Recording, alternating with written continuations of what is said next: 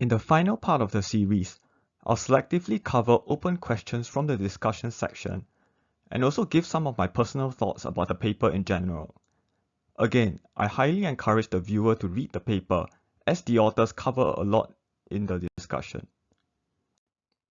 One of the discussion points was, why distinguish physical versus digital environments? Well, digital environments can be reset and run in parallel.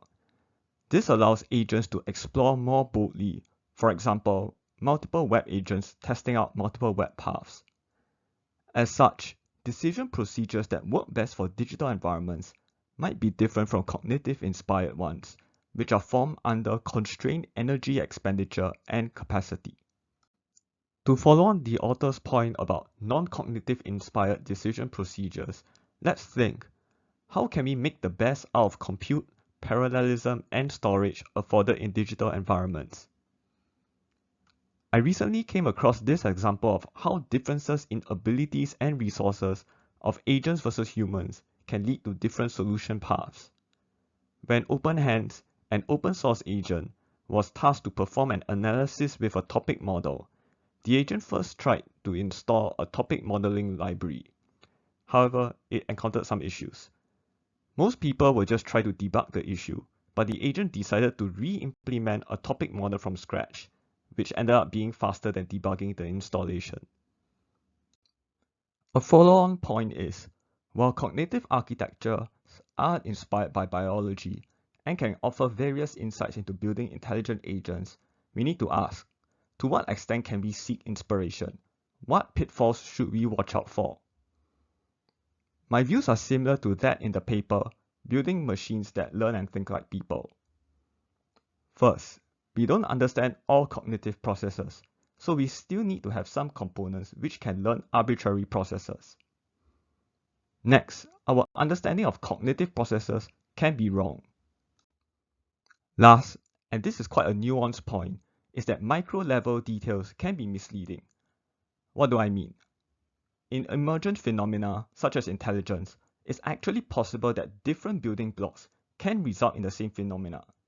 That means it could be possible to achieve human-like intelligence without copying the underlying spiking neurons.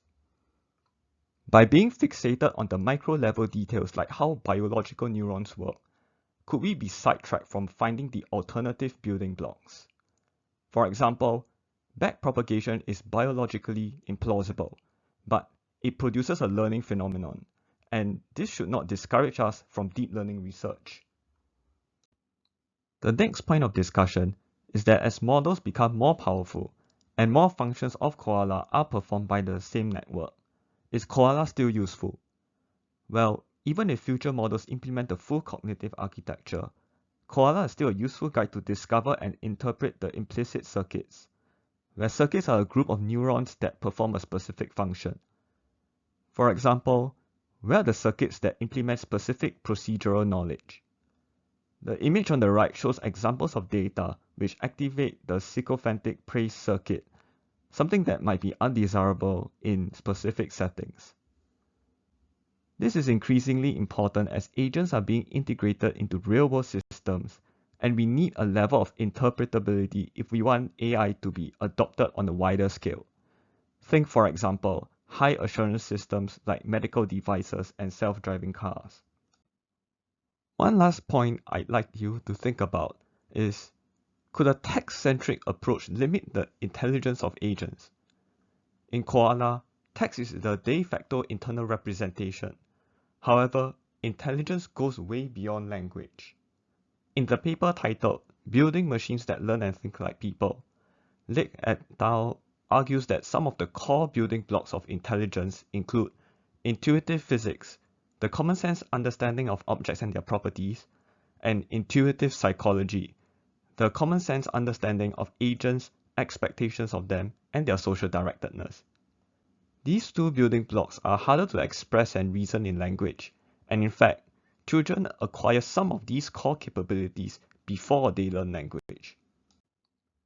Recently, in the paper titled Language is Primarily a Tool for Communication Rather than Thought, Fedorenko et al. Found that language is not a prerequisite for thought, including symbolic thought.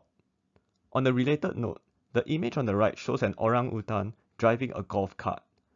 I highly encourage the viewer to have a look at the video afterwards because it's quite amusing.